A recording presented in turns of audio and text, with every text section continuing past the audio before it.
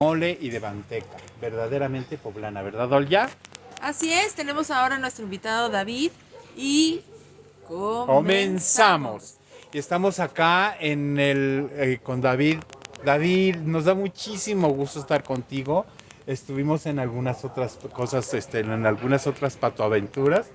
Y esta ocasión quisimos venir a tu espacio, que nos digas cómo se respira, cómo se hace, cómo se vive este liderazgo social desde tu espacio. Y con ustedes, David. Pero aquí, en la revista todos nuestros invitados se presentan solos. Aquí está la chatis. Aquí está la chatita que nunca nos va a faltar. Hola David, Hola. ¿qué nos quieres decir Hola. que nuestros amigos sepan? Bueno, como dicen, yo me presento. Mi nombre es David Caron Tiveros. Soy un poco joven. El día de mañana voy a cumplir 73 años. Entonces, Vamos a ir dando pues vuelta va a para ver hablar hasta dónde está ya la- no el joven, va a hablar el viejo como luchador social. Ajá. Durante toda mi vida, desde la niñez, he tenido una infancia, un poco crítica, un poco bonita, un poco disfrutable, un poco sufrida, pero lo más importante es que estoy en pie y seguiré con mi pensamiento de izquierda, Ajá. de defender los derechos de la ciudadanía, del obrero, del campesino, del ama de casa, del estudiante, de los animales, de la naturaleza, es decir, de mi cosmovisión, de mi forma de pensar, de cómo yo quiero y sueño con que este país, esta ciudad, este entorno en el que estamos ahorita, sea la casa de todos, que no sea la casa de una persona. Hay infinidad de casas, sí. ¿Tienen propiedad? Sí. Pero en la calle tenemos una colectividad. Entonces, esa es la casa de todos. La calle, el parque, la vida, los dolores, los sufrimientos, las tristezas, las riquezas, la soledad también es de todos. Entonces, pues, aquí estoy para explicar y participar con los muchachos de Tocho Morocho. Así es.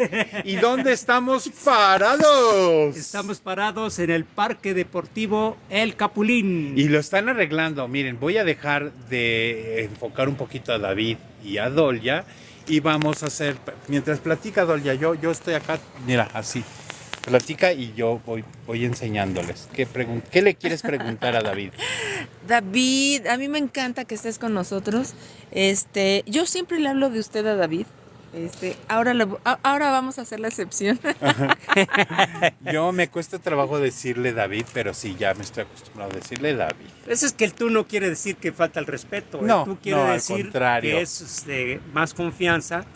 Se habla uno con la verdad, porque cuando utilizamos el usted, el oiga, esas dos palabras encierran una inverdad, no una verdad, sino una inverdad que una verdad no queremos decir.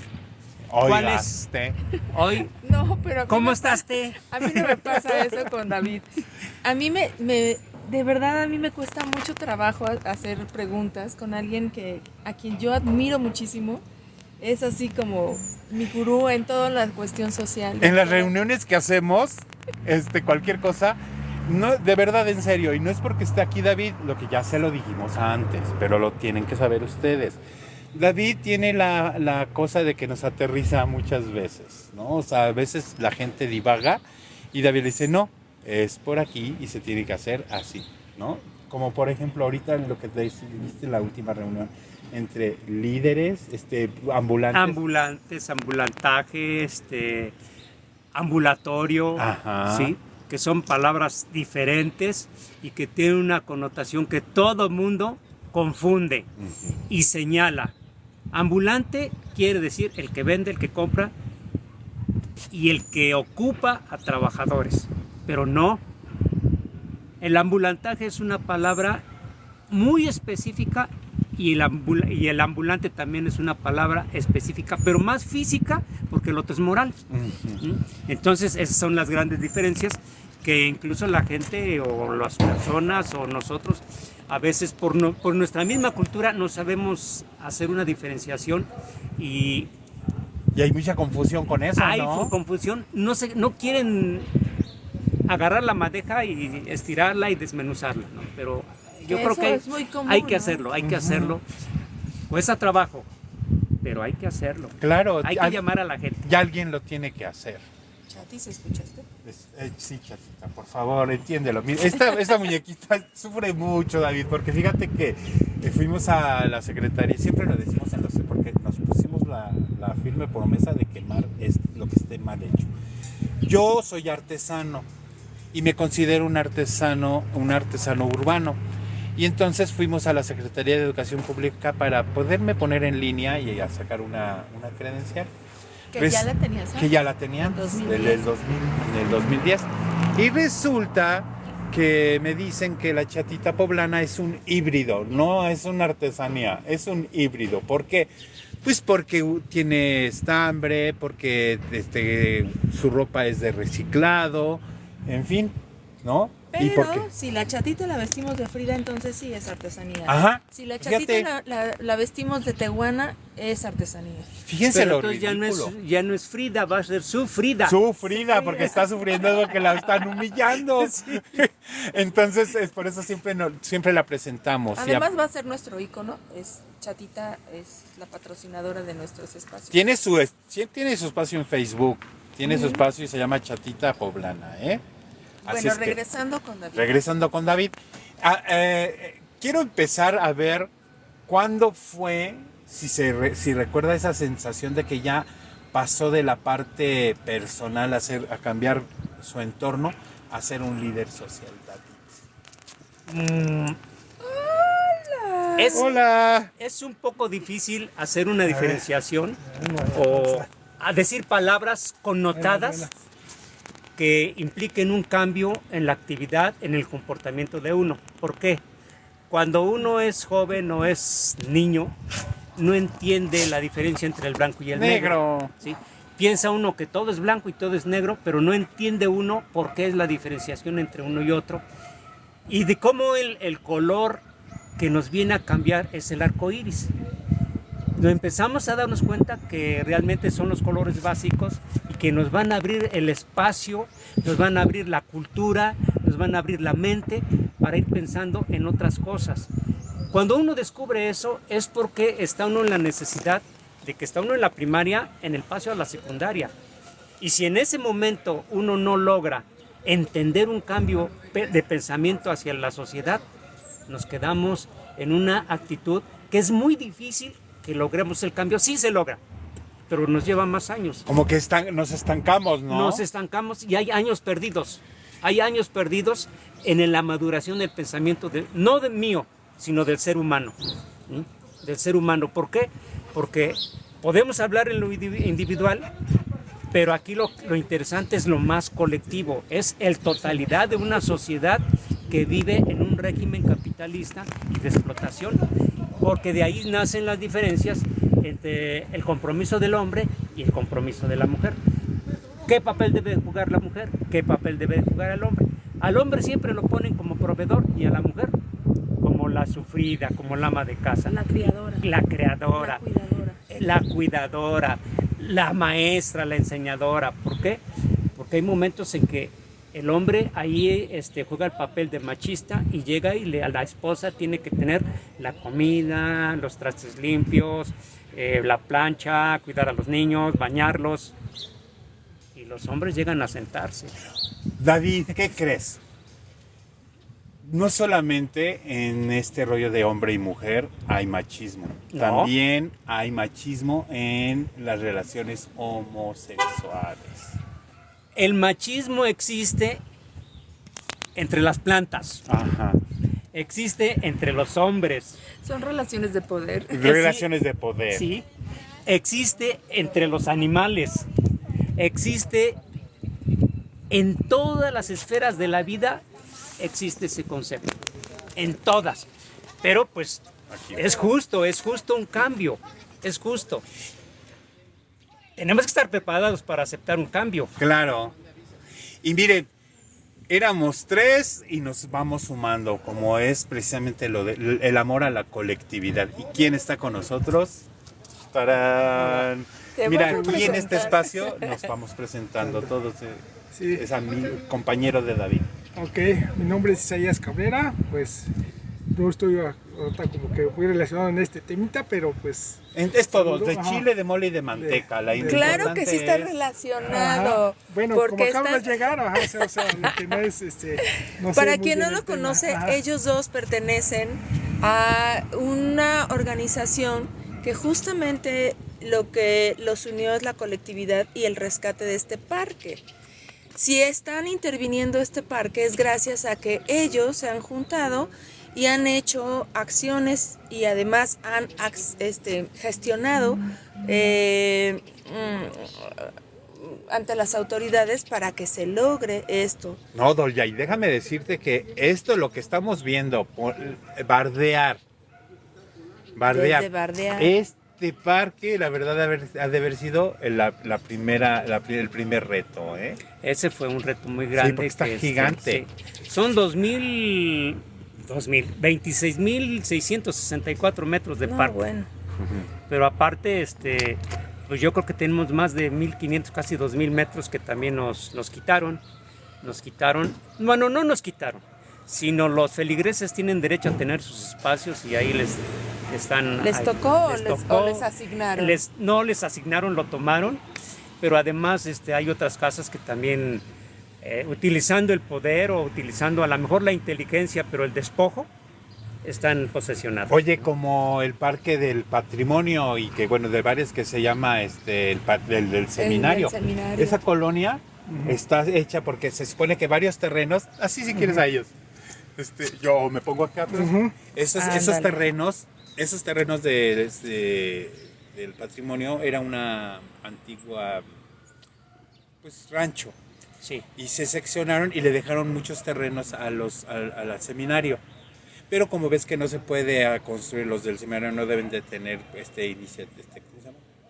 Tierras, ¿no? Tierras, Propiedades. Se quedó un super terreno gigantesco y pasan personas y lo que tú dices, de repente ya hay casas privadas, ya hay una universidad, ya ahorita ya se supone que ya habíamos logrado ese parque y ya empezaron a anunciar que van a empezar a construir edificios. ¿Te imaginas lo que va a pasar con el agua y con las cosas? Mira, eso es lo que nosotros tememos aquí. ¿Qué es lo primero que se afecta en un entorno social, en un espacio que ocupa una determinada cantidad de ciudadanos? ¿Qué es lo que sucede? Pues que llegan grandes empresas y si ven un espacio muy pequeño, sí puedan ser 100 metros, 200 metros, se apoderan de él. Claro. ¿Qué es lo que está reinando? El poder del dinero contra quienes no tenemos el dinero, ¿verdad? ¿Y eso qué quiere decir? Que el débil más débil, el rico más rico, el poderoso más poderoso, el débil más débil. Pero bueno, si nosotros nos unimos, podemos enseñarle a la gente, a la sociedad, a nuestro entorno, que hay cambios. Un primer cambio al que estamos ahorita nosotros es el parque, pero un primer cambio, un cambio de primera necesidad, son dos cosas importantes, el agua y el medio ambiente. Es lo más importante. A ver, David, cuéntanos David, por qué ¿cómo iniciaste? Ay, perdón. Perdón. ¿Por qué es importante esto? Porque sí es importante, pero hay que explicarle a la comunidad por qué es importante. Bueno, lo del Ah, sí, parque pues. es importante porque dice cuerpo sano en mente sana, ¿verdad? Ajá. Bueno, ¿para qué hay que hacer deporte? Ahora, ¿por qué? Un punto muy importante son dos cosas, el agua y el medio ambiente. Primero, el agua no nace. El agua brota por los escurrimientos que hay. Porque llueve, la absorbe la tierra y por abajo de la tierra se va y nos llega a nosotros. De ahí mismo nacen los árboles. Y de esos árboles, ¿qué nos están dando a nosotros? Nos están dando la vida, el oxígeno, el aire. ¿Qué es lo que nosotros comúnmente decimos? Es el aire. Es oxígeno. Nos está dando oxígeno, nos está oxigenando. ese oxígeno no tenemos que utilizarlo nada más para respirar, sino para oxigenar nuestro cerebro y que nos haga pensar por qué es importante el cambio y por qué es importante la actividad de la gente para tomar una determinación colectiva y no individual. Claro. La gente no ha entendido cuál es lo individual y cuál es lo colectivo, porque hay un entrelazamiento, es una simbiosis filosófica, a donde se juntan y se separan, a donde se niegan y a donde se aceptan, que es negar algo que uno quiere pero que no lo ha defendido. Claro. Es nuestro entorno, nuestra tierra.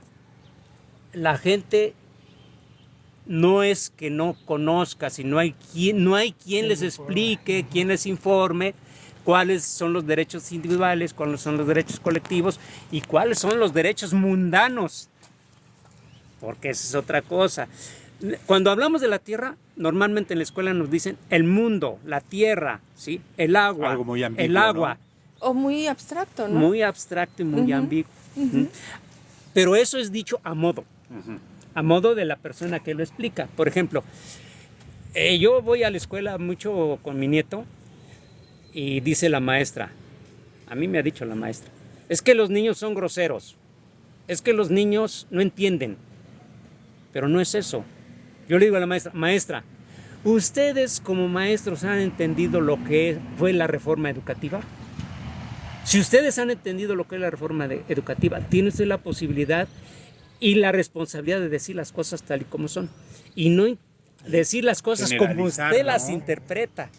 Porque la maestra interpreta una cosa y dice, tú niño, siéntate. Tú niño, párate. Y el niño dice, ¿pero por qué? Niño, va a hacer la tarea así. ¿Pero por qué? Exacto. Dice el niño, no, yo tengo que hacer la tarea como dice la maestra, porque si yo la hago con mi pensamiento se va a molestar. Si es cierto, la maestra lo está guiando, nosotros, los padres son los que educan, pero hay una separación, digamos, un abismo entre lo que es una reforma educativa, entre lo que es el maestro, entre lo que es el padre de familia y lo que son los derechos de los niños, pero también de los padres y de los maestros. Es que el conductismo es muy peligroso. Puede ayudar.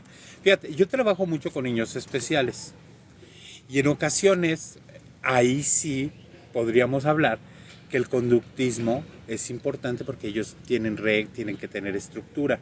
Pero en una cuestión de aprendizaje, pues como de por sí las libertades se van dando porque tú vas transgrediendo. Y a partir de ahí se van haciendo reglas, ¿no?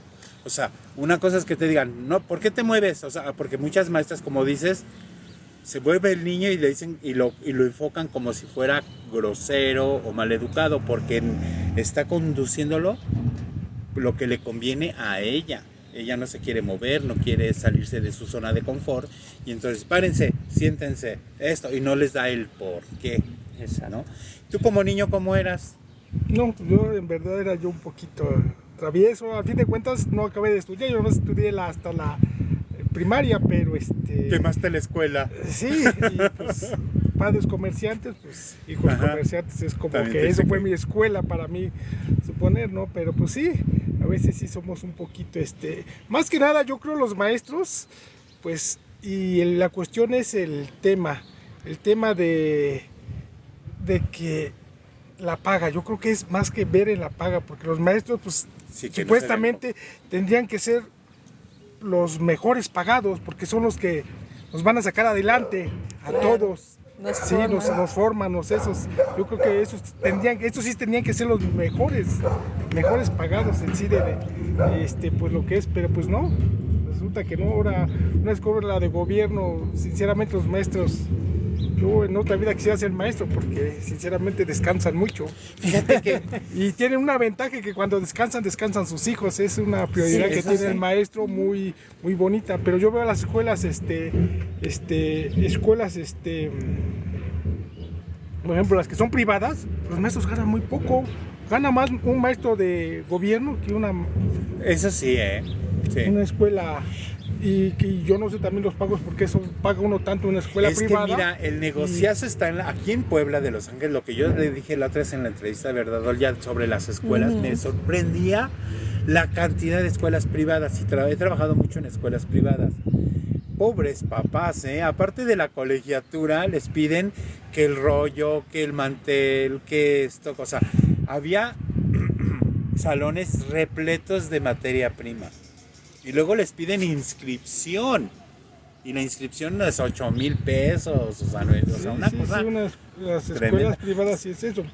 Fíjate que yo tenía la misma. Perdón, A lo que yo voy es eso, que, o sea, las escuelas de gobierno tendrían que enseñar al mismo nivel de una privada. Fíjate que hay un mito. Ahí así hay un mito.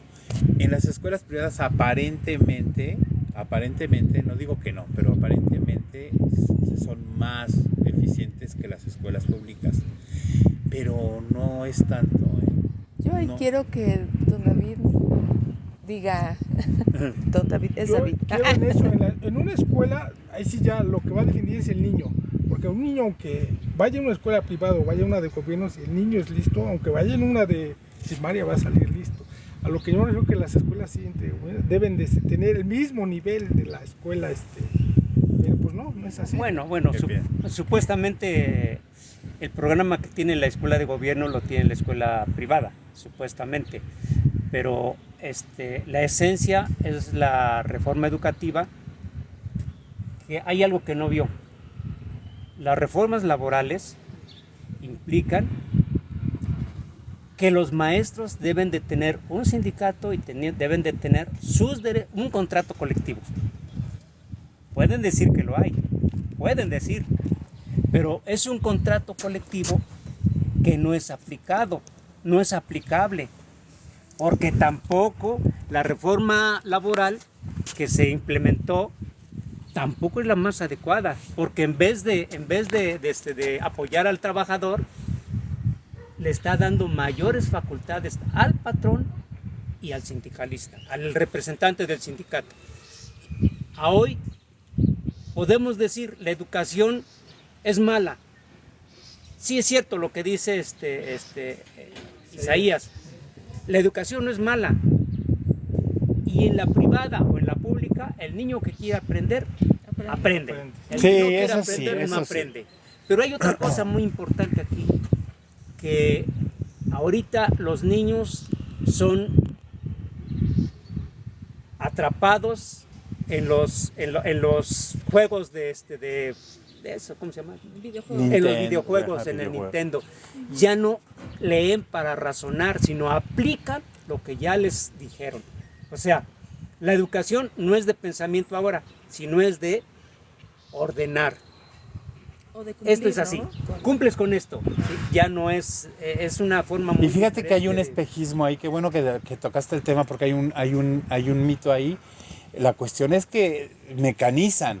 El ser humano puede mecanizar, caminar, ir, subir, porque dicen, ya viste, mijo, qué niños tan inteligentes, mira, ya pueden tocar mover un touch.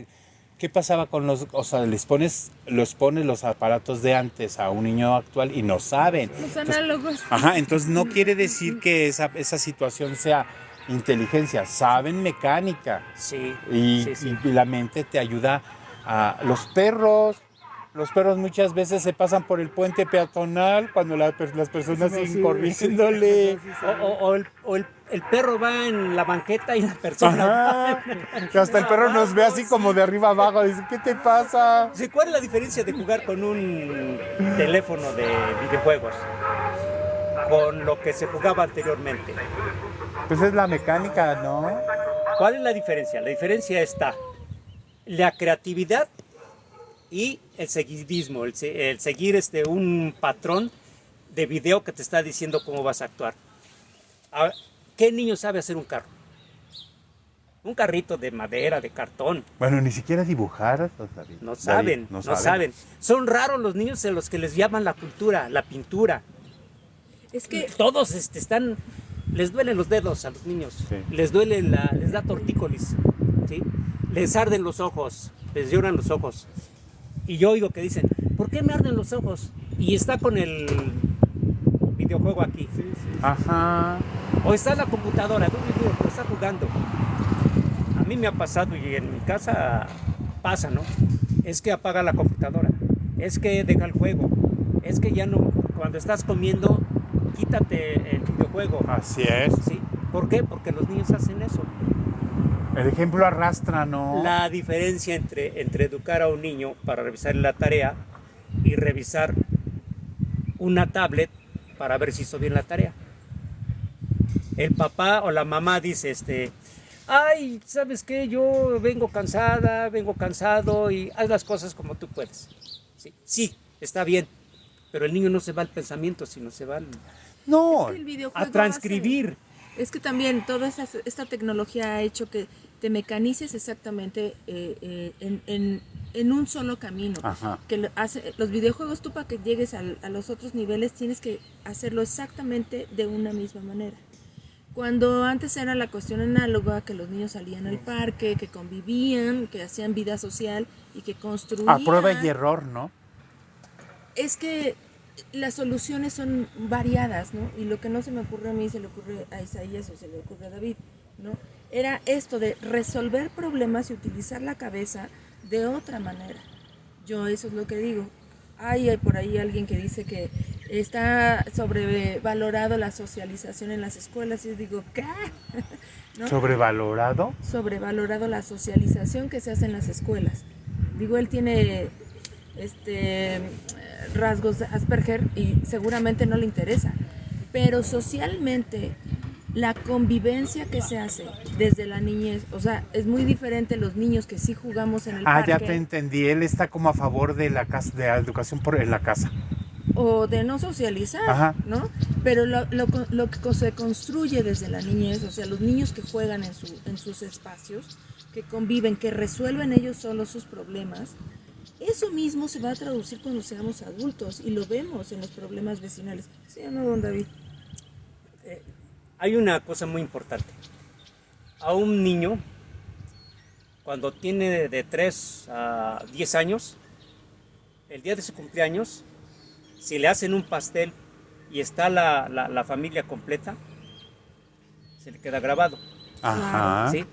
¿Por qué? Porque ese comportamiento lo va a llevar posteriormente a formar una vida ya de adulto, de adolescente. Y lo va a replicar, y de adulto, ¿verdad? y lo va a, exactamente, lo va a llevar con un pensamiento tan puro que dice, yo hice esto y voy a seguir haciendo esto. Y ahora no. Ahora los niños hacen todo lo contrario. ¿Sí? El papá no tiene la razón. Antes también decían los niños, tú como papá no tienes la razón. Pero había una gran diferencia entre ese calificativo o decir que tú no tienes la razón. ¿Por qué? Porque el papá le llamaba y le decía, esto es así, así, así. Ahora el papá no le dice. Ahora lo que le dice es la máquina. Ni siquiera, sí, ¿verdad? le está diciendo, ya no es eso. No. Y los niños también, ¿qué es lo que hacen los niños cuando ven un papá así? No lo toman en cuenta. Ya toman sus determinaciones porque ¿sabes qué está haciendo esta sociedad? Está llevando a una educación casi del positivismo. Ándale. Esto es lo positivo. Esto es lo positivo y tienes que hacer las cosas así. Esto te va a llevar al triunfo. Pero el positivismo está muy relacionado con el conductismo y con el que si no lo veo no existe. Es que, mira, platicar eso que dice Dolya nos lleva a una plática, pero más profunda, ¿no? Claro. Y que a veces, pues, no estamos tan preparados para dar una contestación o una intervención para hacer una diferenciación entre el positivismo, entre lo real, entre lo irreal, entre la persona, entre la relación con los seres humanos. ¿Sí? Ahora decimos se viraliza. Claro. Se viraliza. Antes, ¿cómo se decía eso? Se populariza. Se populariza. Claro. ¿Verdad?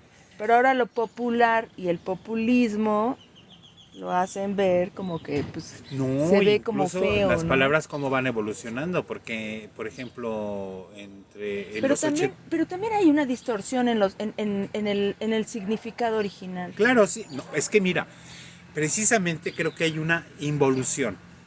En el ambiente que te digo del teatro y el ambiente, digamos, homosexual, tenían sus propios lenguajes. En los 80, una persona que le decían buga era el heterosexual odioso, ¿no? Machista, homofóbico. Ese era un buga.